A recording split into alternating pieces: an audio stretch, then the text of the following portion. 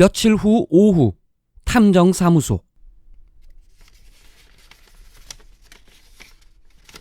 덕구가 출력한 자료를 살펴보던 김 박사가 입을 열었다. 그 수사관이 기사 난 게 전부라고 했다는 겁니까? 수사가 완전히 끝났으니까요. 믿고 싶겠죠. 아니 그러면 그 후진한 이유가 그 진짜 고라니 때문이라는 겁니까? 중앙선을 살짝 넘어서 고라니를 피하려고 했다는군. 구부러진 산길이라서 후진을 해야 각이 나오는 상태였고, 사고 직후에 보니 고라니가 사라지고 없었다는군.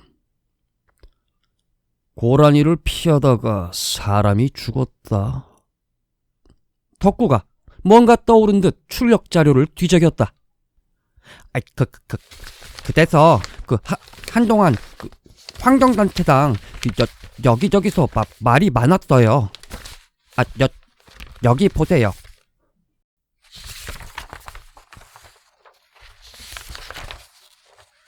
그러네.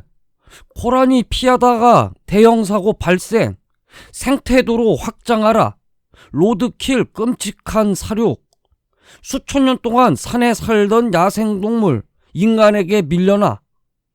아니 지금 사람이 30명이 죽었는데 말이야. 이 땅 기사를 쓸 땐가?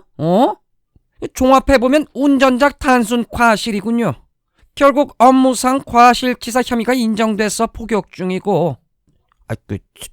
수감 중인 사람한테 복수할 수 있나요? 가능합니다. 어떡해요?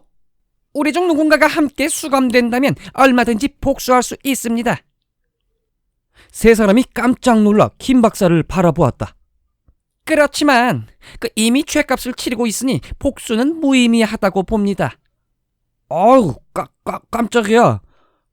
이번에는 교도소 들어가라 그럴까봐 그냥 깜짝 놀랐네. 분명 나였겠지. 죗값을 치른다. 32명 중에서 단 2명만 살아 돌아왔는데 죗값이라. 고나는 생각에 잠겼다. 사람의 목숨값이 얼마인지 따지는 건 냉혹하고 잔혹한 일이다. 사람의 목숨을 해친 값도 감히 따지는 것 또한 어려운 일이다. 게다가 의도치 않게 행해졌다면 신이 아닌 이상 그것을 공정하게 가늠할 수 있을까? 이 일로 죽은 사람은 2명 더 있어요. 구조대원이랑 여행사 직원은 악플에 시달다가 자살했어요. 수학여행 일정을 짰대요. 이 사람이. 그랬다. 불똥은 엉뚱한 곳까지 튀고 말았다. 하지만 고나는 뭔가 석연치 않은 부분이 있었다. 그것은 담당 수사관의 말에 담긴 묘한 뉘앙스 때문이었다. 블랙박스도 없고 목격자도 없잖아요. 기사님 진술이 딱딱 들어맞는데 의심할 것도 없고.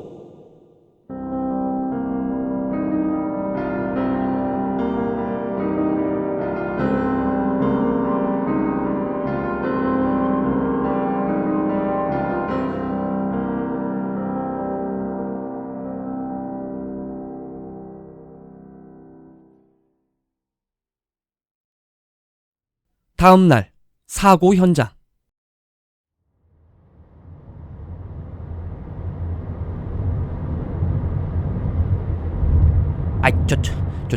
준호씨, 운전 좀 살살 하세요. 길이 꼬불꼬불해서 멀미가. 차가 오래돼서 그런가 영 승차감이 그냥 꽝이죠. 이게 어저께는 앞문이 안 닫히더라고. 돈 벌면은 이거 차부터 바꿔야지. 사고 현장을 오르는 산간도로는 가파르고 험했다.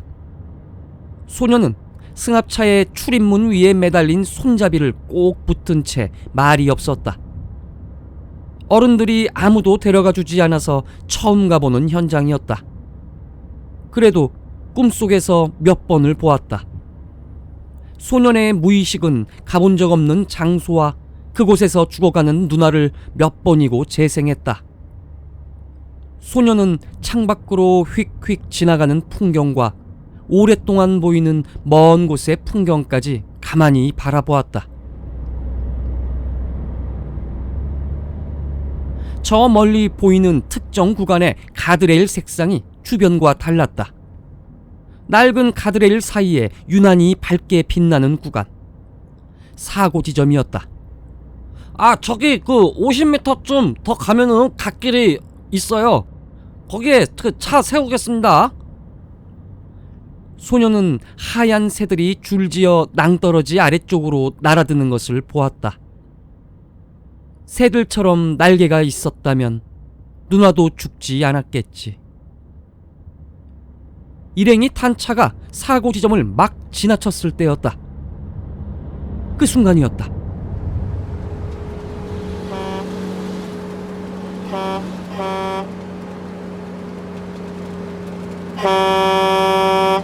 구불구불한 커브길을 덤프트럭 한 대가 달려 내려오고 있었다. 트럭은 중앙선을 넘어 승합차를 향해 돌진했다.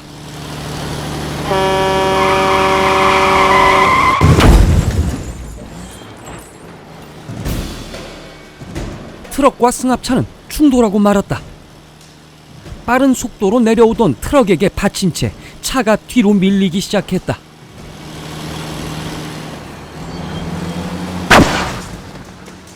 오준호가 차의 핸들을 꺾는 순간 그들이 탄 승합차의 후미 부분이 가드레일을 들이받았다.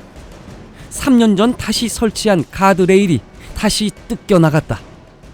그리고 누구 한 사람 비명도 지를 새 없이 차가 절벽 아래로 추락했다.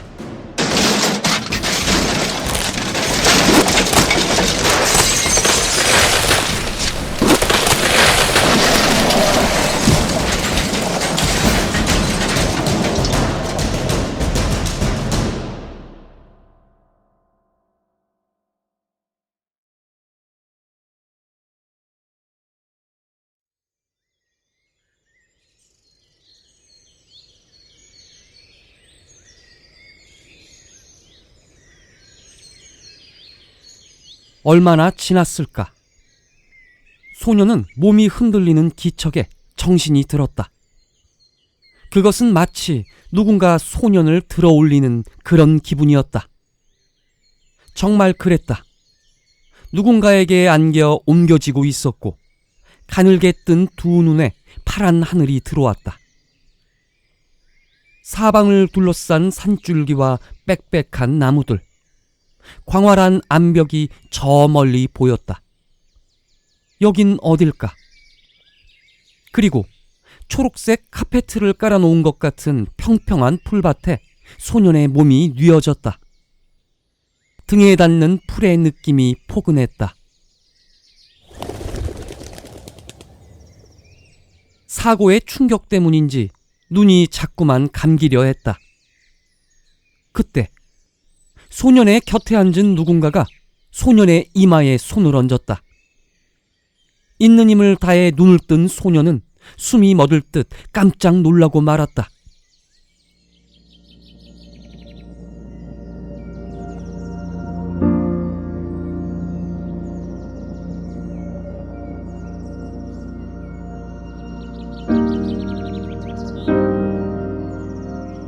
청바지에 분홍 니트, 가지런한 긴 머리카락, 영원히 18살의 시간에 멈춰진 누나가 다치는 적 하나 없이 깨끗하고 예쁜 모습으로 소년의 곁에 있었다.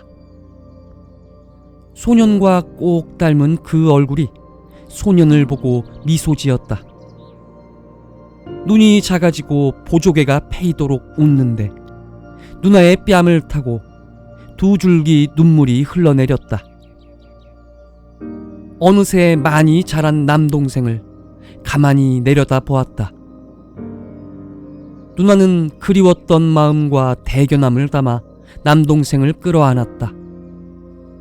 누나의 눈물이 소년의 머리카락을 적시자 소년에게서 간달한 목소리가 흘러나왔다. 누나. 꼭 닮은 남매가 그렇게 서로를 다독였다. 내가 복수할 거야. 누나 대신. 누나가 미소 지은 채 소년의 머리를 쓰다듬었다. 그리고 소년의 귀에 몇 마디를 속삭였다.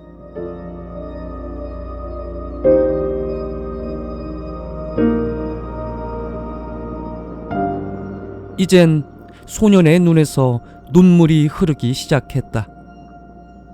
소년은 목이 메어 아무 말도 할 수 없었다.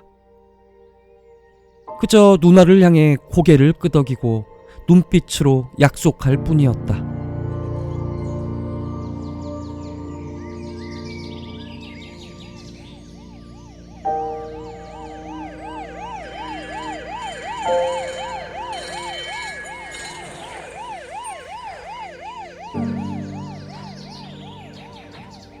다시 눈을 떴을 때 누나는 곁에 없었다.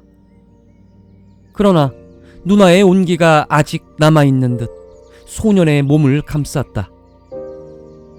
구급차 안에 누운 소년의 눈에서 하염없이 눈물이 흘렀다. 가파른 산길을 내려가는 구급차의 창밖으로 날아오르는 하얀 새들의 무리가 보였다.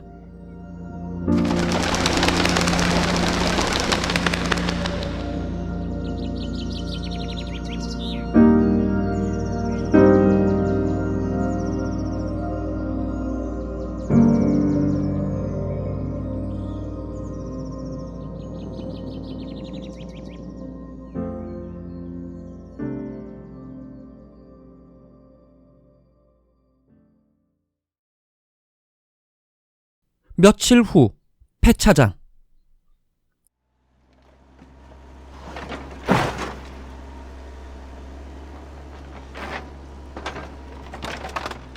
그래도 나름대로 정들었는데 말이야.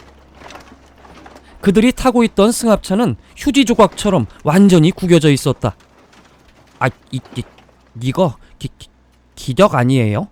아니 차가 저 지경인데 어디 5명은 멀쩡하다니.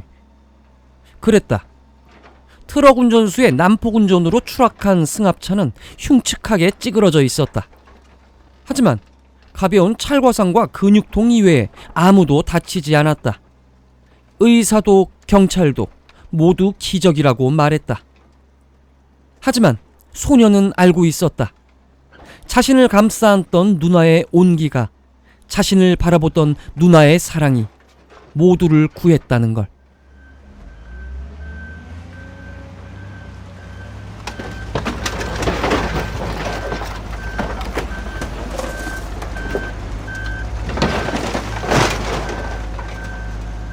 (3년) 전 사고를 계기로 낭떠러지로 향하는 비상도로를 만들었더군요.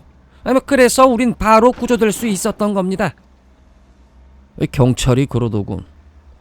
우리 5사람 평생 쓸 운을 다 썼다고. 그러니까요. 자칫하면은 우리 한별이 다시는 못 볼 뻔했네요.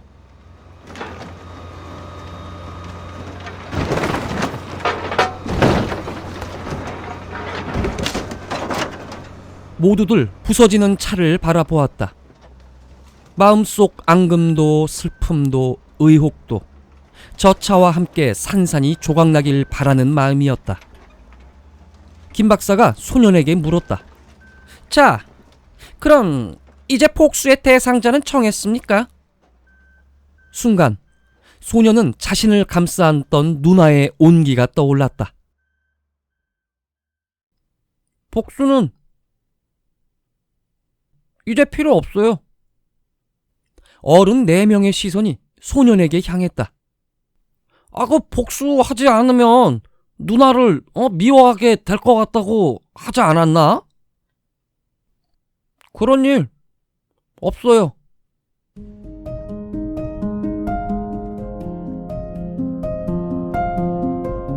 소년이 밝게 미소 지었다. 그것은 미움도 슬픔도 모두 털어낸 해맑은 표정이었다. 다독이던 누나의 손길이 자신을 보던 대견한 미소가 자꾸만 떠올라 누구도 미워할 수 없었다. 그리고 소녀는 알게 되었다. 예전처럼 함께할 순 없지만 누나와 함께 하는 동안 느꼈던 마음들은 영원히 지속된다는 것을. 그러니까 이제 복수 따윈 상관없었다. 만약에 우리 누나를 억울하게 만든 사람이 있다면 반드시 벌 받을 거예요. 좋은 어른들이 그렇게 해줄 거예요. 그쵸? 소년의 웃는 얼굴에 고난의 가슴이 아려왔다. 어른으로 산다는 것은 분명 책임이 따르는 일이었다. 좋은 어른은 되지 못하더라도 나쁜 어른으로 기억돼선 안 된다고 소년의 얼굴을 보며 생각했다. 모두 비슷한 생각을 하는지 누구도 섣불리 입을 열지 않았다. 대신 소년의 등을 토닥이고 머리를 쓰다듬어 주었다. 각자의 마음속에 소년의 말이 새로운 파장이 되어 번져가고 있었다.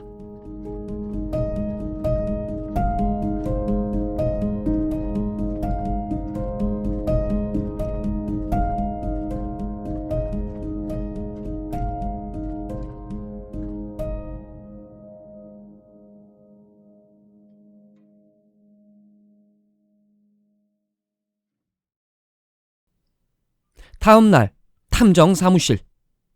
덕구는 시무룩한 얼굴로 휴대전화를 바라보았다. 세상이 왜 이러죠? 땅이 꺼져라 한숨 짓는 덕구를 보며 고난은 조금 불안해졌다. 무슨 일일까? 덕구답지 않게. 왜? 그 안 좋은 기사라도 났나?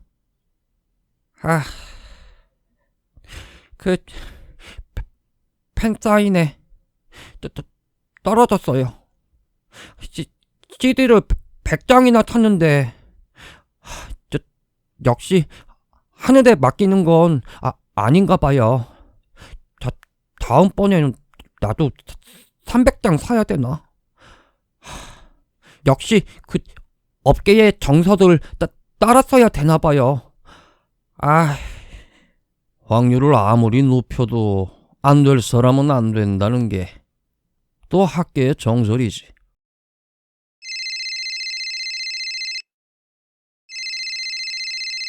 고난의 휴대전화였다. 고 탐정님, 그 오늘 올라온 기사 봤습니까? 그 최근에 사고 현장에서 블랙박스가 발견됐답니다. 일부 영상을 경찰이 공개했습니다. 고난은 전화를 끊고 다급하게 경찰이 발표한 블랙박스 영상을 플레이했다. 수사가 종료되었기 때문인지 경찰이 공개한 구간은 짧았다. 영상이 시작되고 2초 후 고라니 한 마리가 낭떠러지 바깥쪽에서부터 도로로 뛰어들어왔다. 순식간에 도로 한복판까지 걸어오더니 버스를 본 채 우뚝 서 있었다. 버스가 후진을 시작했다.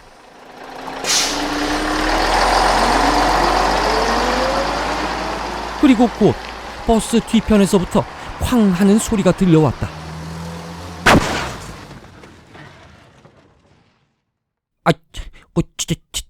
진짜로 고단위 때문이에요? 휴대전화를 덕구에게 건네주고 고난은 털썩 소파에 주저앉았다. 세상은 원래 온갖 이상한 일이 일어나는 곳이다.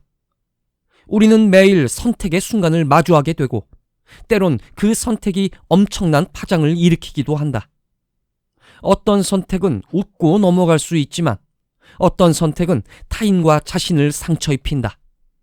그래서 때론 반드시 가치의 측면에서 최상의 것을 택해야 하는 순간이 있다. 우린 그것을 정의라 부른다. 고난은 생각했다. 그 순간 최상의 선택은 무엇이었을까?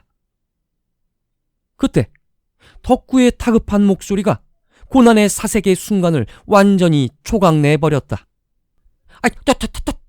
탐정님! 덕구가 휴대전화를 든 채 고난에게 다가왔다. 아, 이거 좀 이상해요. 덕구는 영상을 고난에게 들이밀었다. 그리고 고라니가 나오기 직전 2초가량을 반복해서 플레이했다. 잘 보세요. 이거 가드레일이요. 덕구가 손으로 짚은 곳은 잠시 후 버스의 꽁무니 쪽이 들이받게 될 그 가드레일이었다. 색깔이요. 이건 사고 난 다음에 새로 끼워 넣은 거예요.